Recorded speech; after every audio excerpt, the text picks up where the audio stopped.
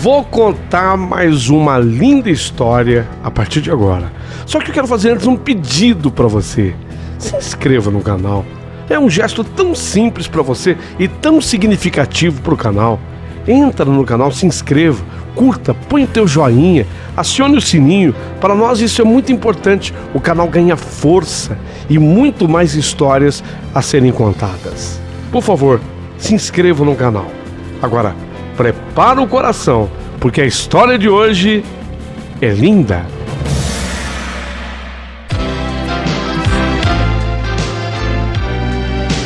Rádio Emoção.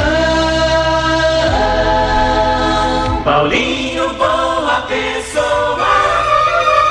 A verdade de cada um.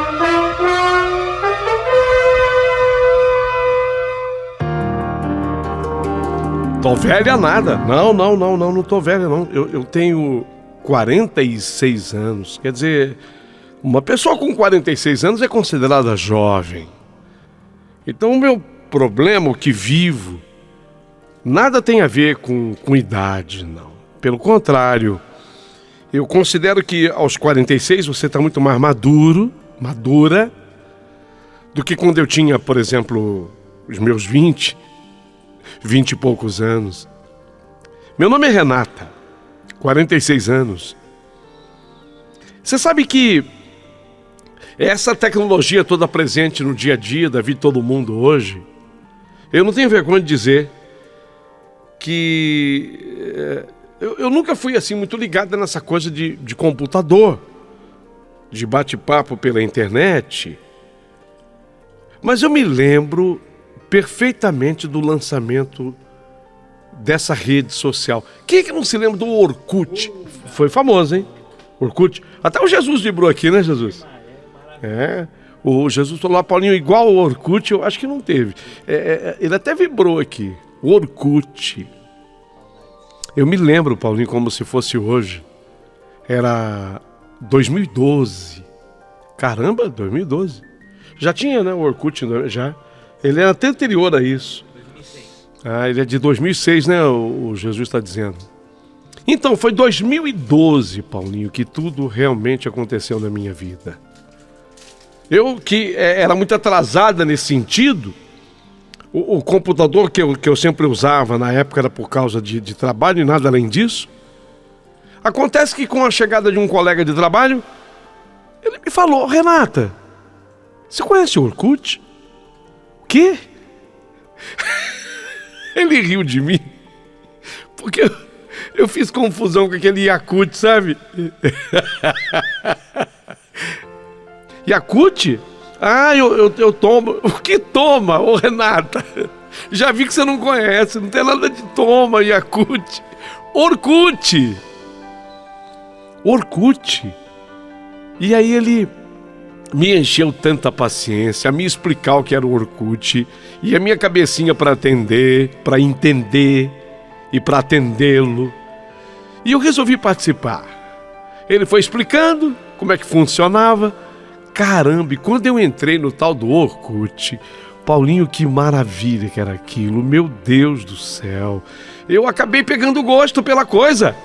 Eu me apaixonei. E aí eu comecei, ele me ensinou a procurar os amigos antigos. Meu Deus do céu, que delícia! Pessoas da minha época de colégio, da faculdade que eu havia feito, amigos da época de infância. Eu sou uma mulher casada, eu me casei com o Luiz e nós não estávamos assim, atravessando uma fase muito legal no casamento, não. Não, a gente não estava muito bem no nosso casamento, não. Nossa relação estava um tanto ou quanto fria e isso tudo devido à nossa rotina. A falta de interesse dele ao que diz respeito sexo especialmente, sabe? E devido a tudo isso, e especialmente o lado sexual que eu assumo aqui, nós passamos a viver um casamento apenas de aparência. E aquele Orkut, meu Deus, ele veio preencher um vazio que já se formava em mim. Foi justamente depois que comecei a participar daquela rede social. Não acredito. Eu reencontrei um rapaz em uma comunidade. E esse rapaz que eu reencontrei pelo Orkut, nós tínhamos estudado juntos no mesmo colégio, quando fazíamos o 2º grau em Sorocaba, onde eu morava com os meus pais, Paulinho. Acredito! É ele mesmo.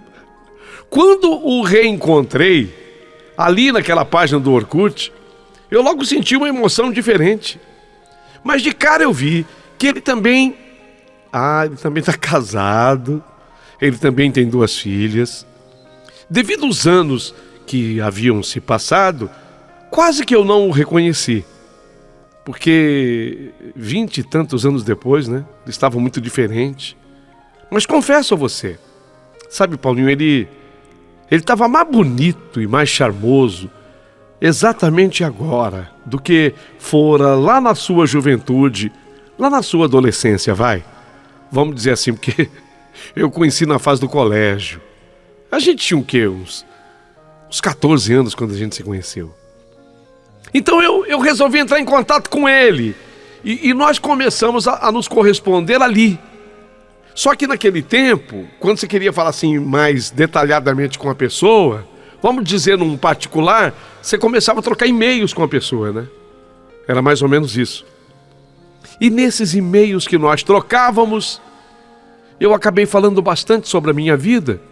E cheguei a comentar com ele que eu não estava legal, não. No meu casamento, eu não estava feliz no meu casamento. E ele sempre me dava conselhos, sabe? Ele tentava me confortar de alguma maneira. E isso foi fazendo com que eu ficasse cada vez mais ligado a ele. Fora a simpatia que eu já nutria por ele de anos, né?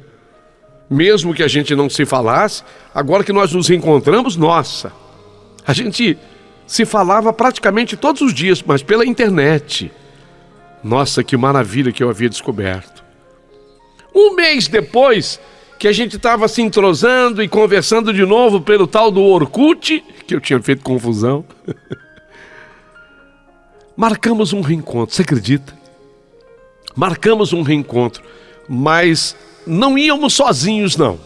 Acho que até pra gente ganhar uma certa confiança, sei lá.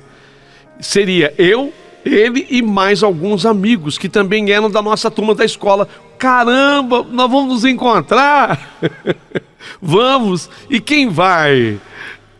Vai a Rosa, a Tânia. Isso eu falando por parte das mulheres, ele havia contatado com alguns e eu com outros. A Sueli. Você lembra da Beth? A Elizabeth, ela vai também. E ele, o Rodrigo, eu falei com ele, vai. O Carlinhos. Eu consegui também contato com o Ábido, lembra do Ábido? Sim, o Carlos Guilherme. Gostoso, hein? Sabe você reencontrar aquela turma que estudou com você no colégio? Foi maravilhoso. Revi muitos amigos, amigas daquela época. Mas quando eu fiquei frente a frente com esse rapaz, você percebeu que até agora não falei o nome dele, né? O dele eu não falei, falei o nome dos outros. Mas o nome dele ainda não. Quando eu fiquei frente a frente com aquele rapaz, que eu prefiro até aqui não dizer o nome, quem sabe no transcorrer da história, sentimos que aquela paixão, aquela coisa vivida lá na nossa adolescência, que aquilo poderia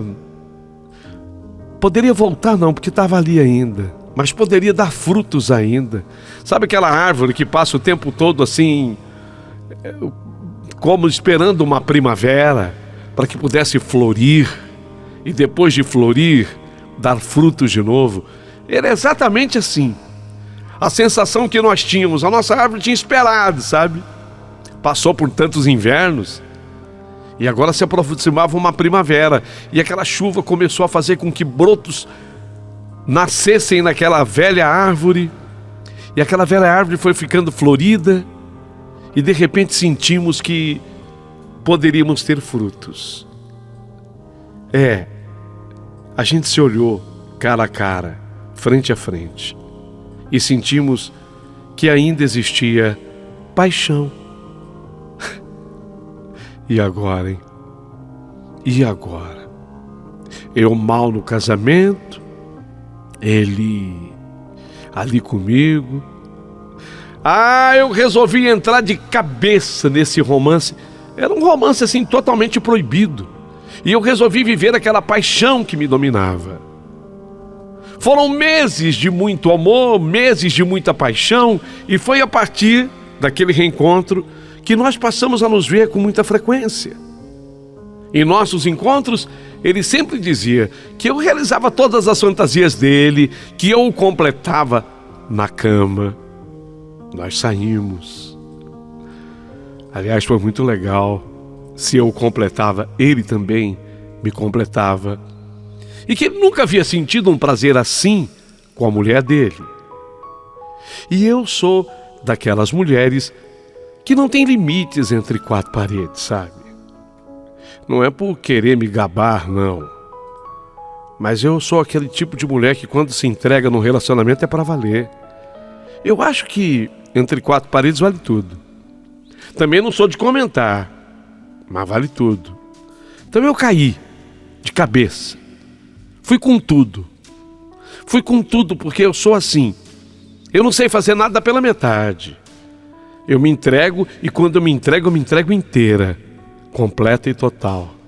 É assim que eu sou. É característica. É assim que eu sou. E talvez não, era exatamente isso que faltava no meu casamento com meu marido. Deu para entender? Ele não é assim.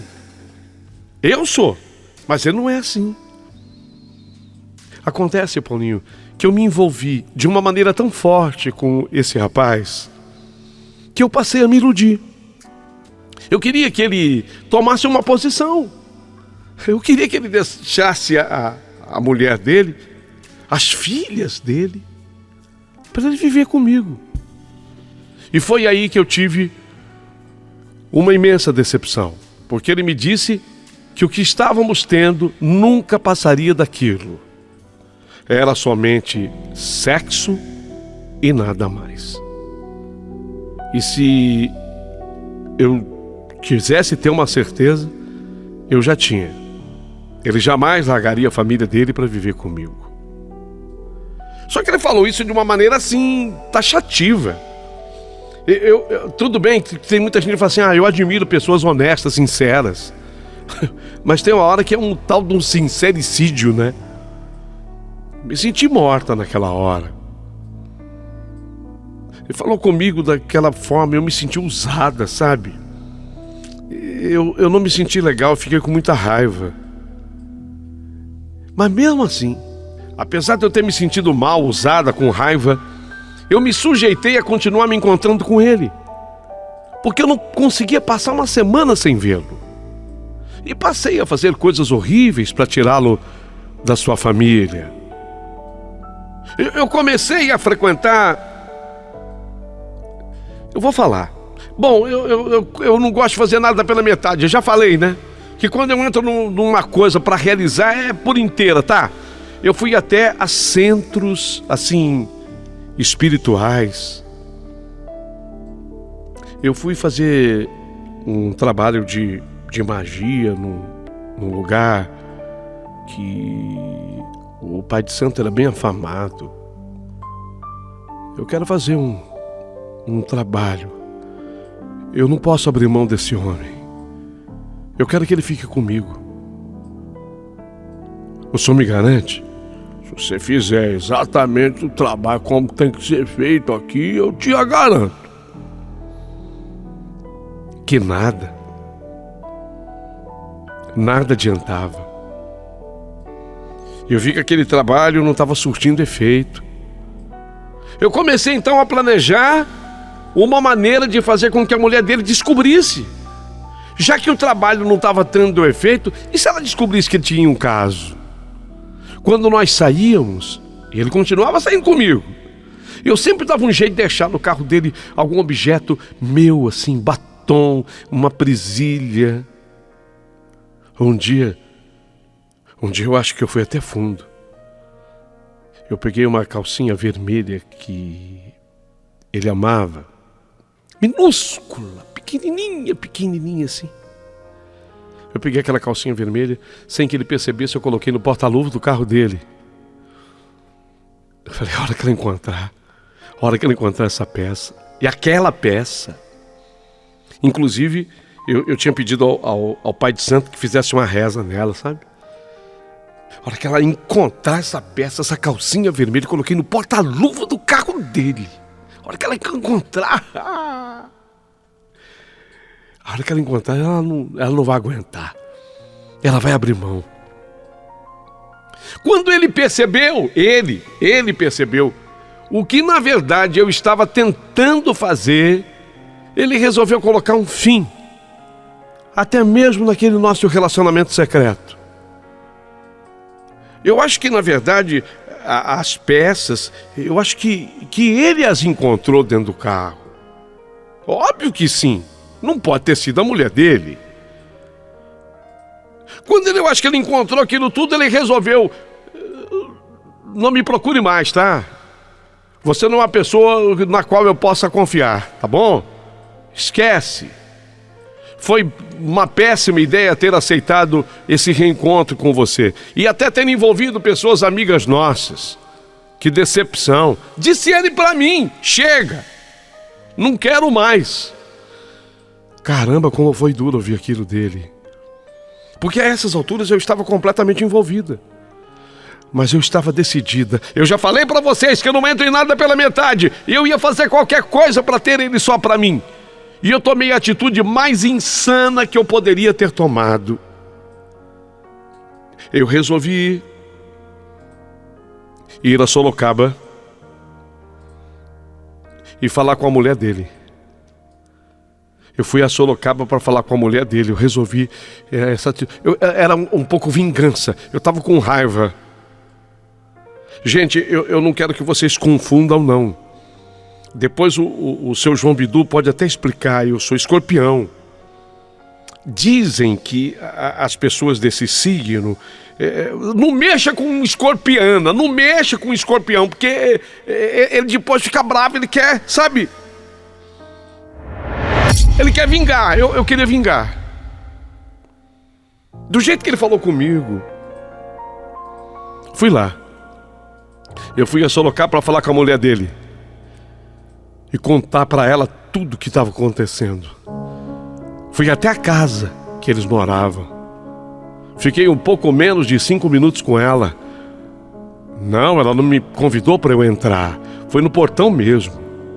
Porém, nesse período de tempo curtíssimo, eu contei para ela com todos os detalhes sobre tudo que se passava entre mim e o marido dela, os nossos encontros secretos. Eu contei tudo. Eu contei nos detalhes. Contei tudo e da minha mágoa. Contei do meu ressentimento. Contei que eu estava brava. Contei, porque eu não faço nada pela metade. E eu fiquei esperando a reação daquela...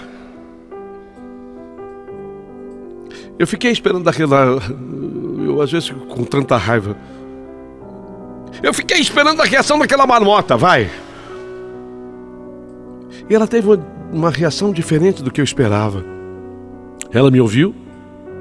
E quando eu terminei de contar tudo para ela, aquela marmota, quando eu terminei de contar tudo para ela, ela se virou, até com lágrimas nos olhos, entrou, fechou a porta da casa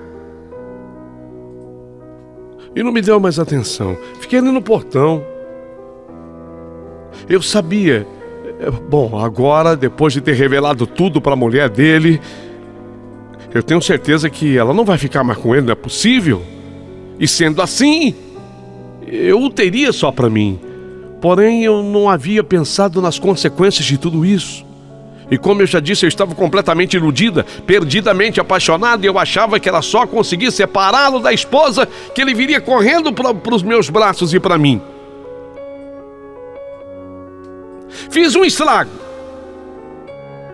Fiz um estrago no casamento dos dois.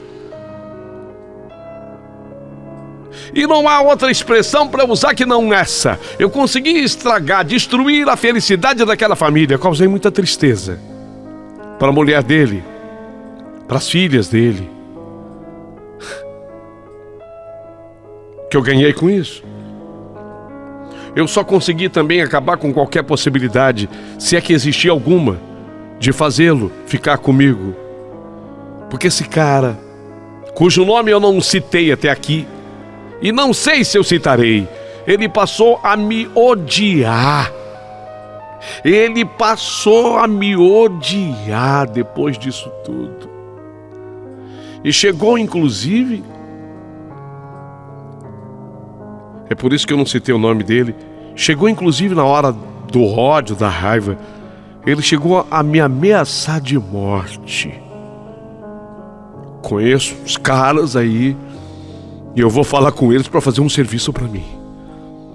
Você vai amanhecer com a boca cheia de formiga. Você vai ver. Sua desgraçada. Sua desgraçada. Você vai pagar. Você vai pagar o que você fez comigo.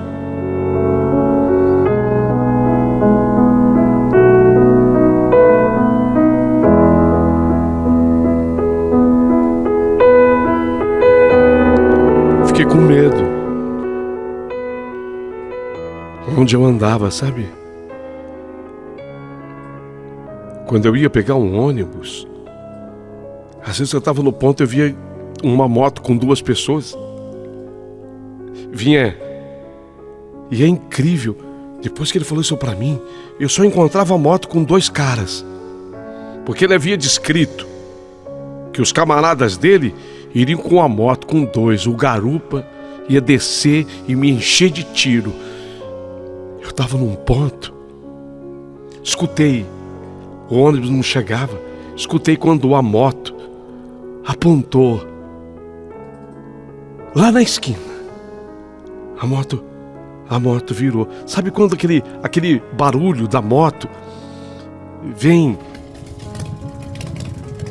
assim se aproximando de você? A moto em movimento, ela veio. Eu olhei assim, à distância, eu vi 2 cabeças. 2 na moto. Eu sozinho no ponto. 6 da manhã. O sol ainda não havia nascido. A moto vem se aproximando. É agora. É agora. E por incrível que pareça, o motoqueiro veio e parou no ponto. E o que estava atrás, na garupa, ele colocou o pé no chão assim e saiu da moto.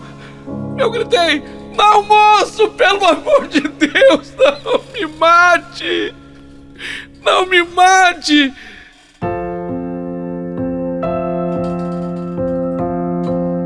Não me mate! Pelo amor de Deus, não me mate!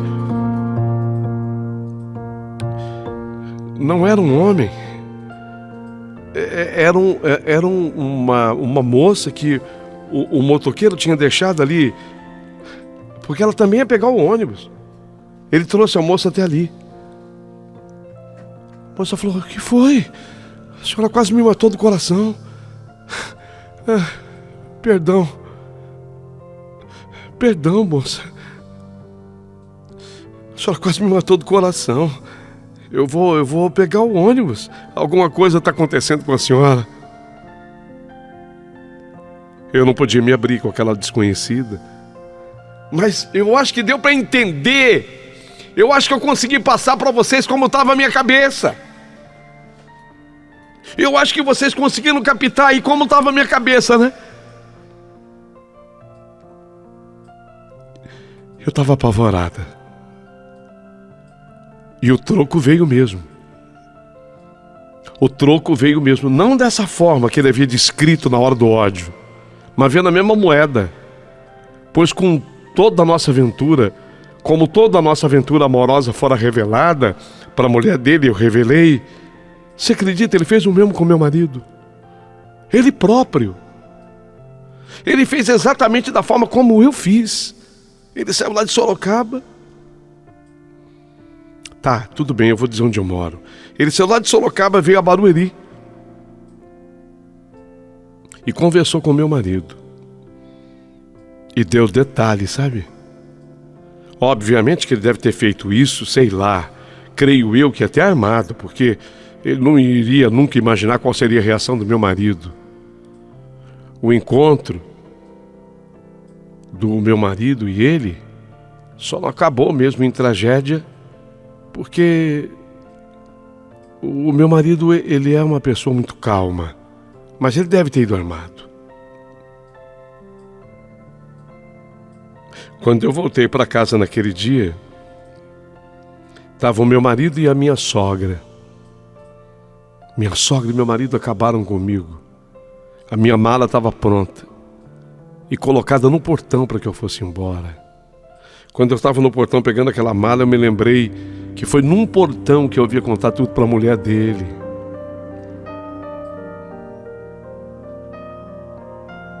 Humilhada, esculachada diante de toda a minha vizinhança.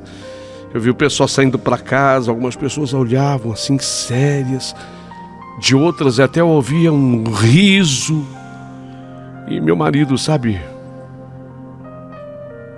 ele com a minha sogra diziam tudo em tom alto para que todos escolhessem.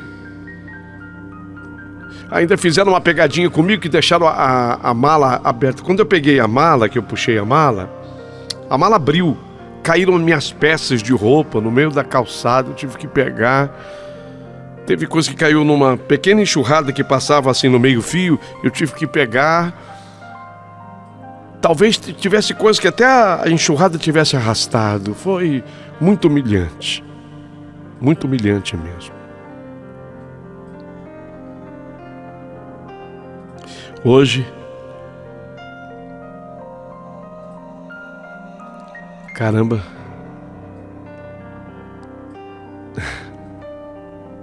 no dia que eu estou descrevendo tudo isso, faz 11 anos. Por aí, 11 anos.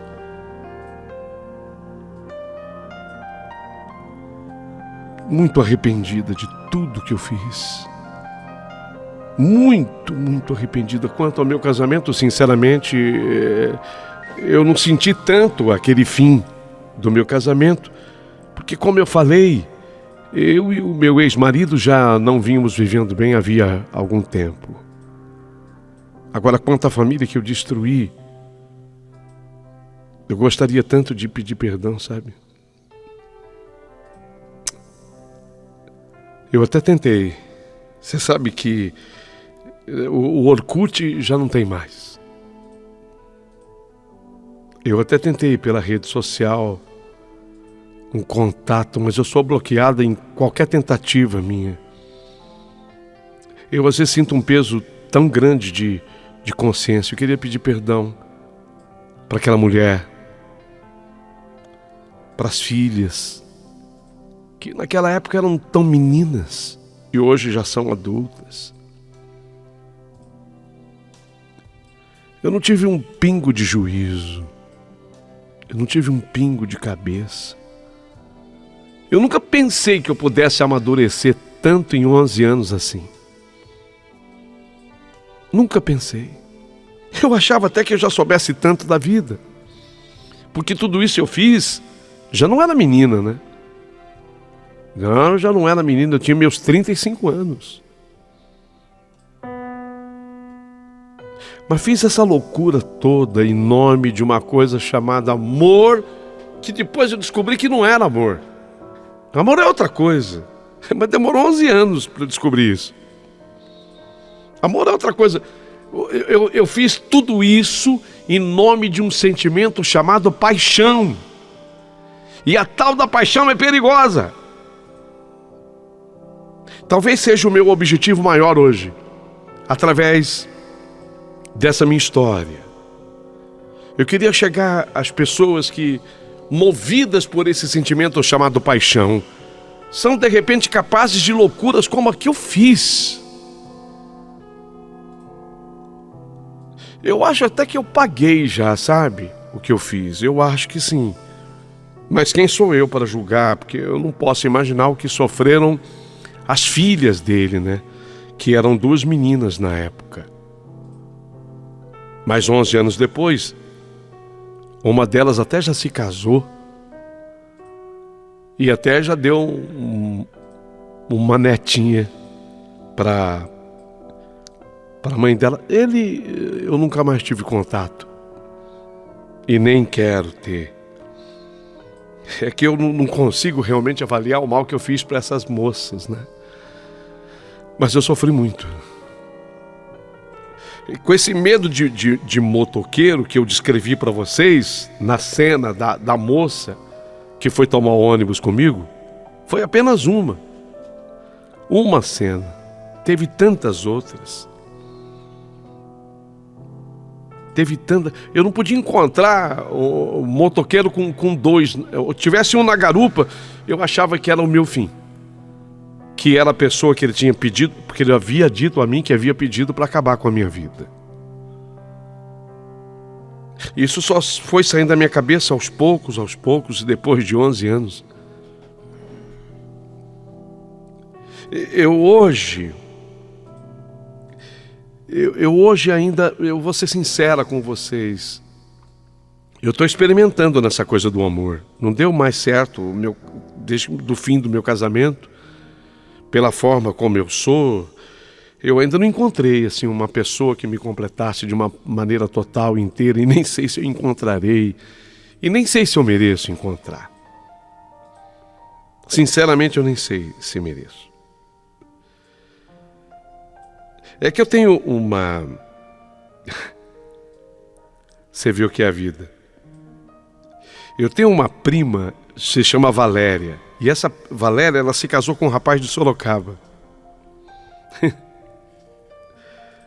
Vê o que é a vida. E esse rapaz com que essa minha prima Valéria se casou de Sorocaba, ele é dono de uma loja de carros, de automóveis usados. Ele tem esse comércio. E outro dia eu estava vendo até um carro para eu comprar. Ele falou, compra lá com meu marido. Essa prima falou. Eu estava vendo um carro para eu comprar. E de repente eu estou vendo um carro para comprar. E na loja dele ele colocou assim, fotos de compradoras de carro, né? De comprador, de compradoras. Aí eu vi uma foto. Caramba. Essa foto era da ex-mulher do... O nome dela eu vou falar, tá bom? Eu não vou falar mesmo o nome dele, mas o nome dela eu vou falar. Lucila. Essa foto era da Lucila, que era a ex-mulher dele. Ela estava comprando um carro. Aliás, sabe quando a pessoa ela tira a foto do carro, tem aquele laço assim no carro? Aí eu sabia quem era. Aí eu perguntei para minha prima conversando com ele. Lucila. O que tem? Aí eu mostrei a foto para minha prima. A Lucila. Ela é prima... Escuta aqui. Ela é prima do marido da minha prima. Ou seja, ela está dentro da família. Sem saber de mim, da minha pessoa. Porque ela não tem contato. Obviamente que não. Esse é o maior motivo que me move a escrever.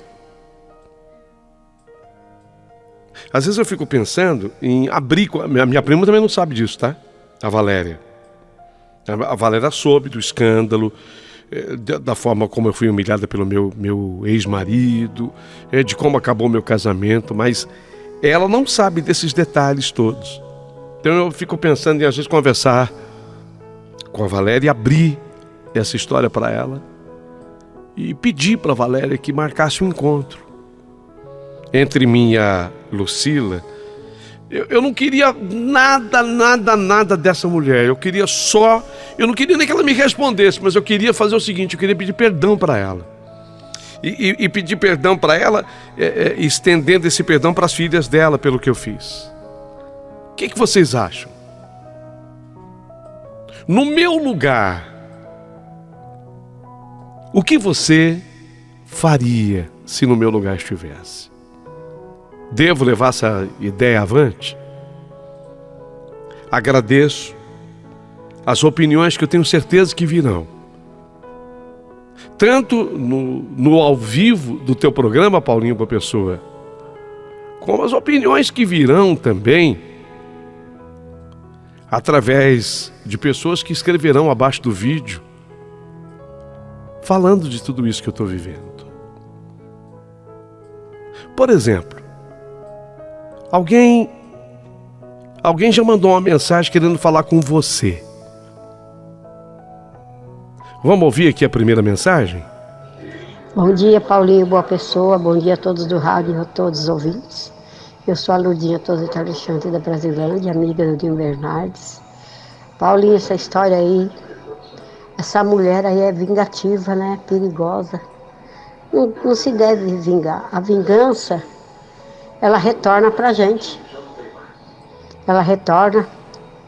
E ela jamais deveria ter feito o que ela fez. Ela já sabia que ele era casado, né? Ele não enganou. Olha, uma amiga dessa, ninguém precisa de inimigo, né? É o que eu tenho para falar. Paulinho, bom dia. É Dalva da Vila Ré. Paulinho, essa nossa amiga, para começar, é doida. Não se faz isso com ninguém. Eu só vou resumir para ela ouvir. Chumbo trocado não dói. Dói? Doeu. Você quis destruir uma família e você foi destruída. Meu amigo Paulinho, boa pessoa, bom dia. Meu amigo Paulinho, quando a cabeça não pensa, o corpo padece, hein? Esse veneno do escorpião atingiu muita gente, hein? Vamos ficar longe de escorpião, porque o escorpião, quando dá ferrada, faz um estrago danado, hein, Paulinho? Bom dia, Paulinho, boa pessoa. Tudo bem com você, meu amigo? Sou sua ouvinte, não participo sempre, porque tem bastante ouvinte. Às vezes você nem tem tempo de abrir todas, né? Mas eu estou sempre ligadinha com você, todo dia. Então eu queria dar opinião sobre essa história. Puxa, que mulher mais insensível. Como pode pessoas ter uma natureza dessa? Eu acho que uma mulher dessa não merece, não tem nem que pedir perdão nem nada. Ela não merece a vida. Ela é terrível. Que coisa mais feia. Um beijo, meu amigo. Tudo de bom para você.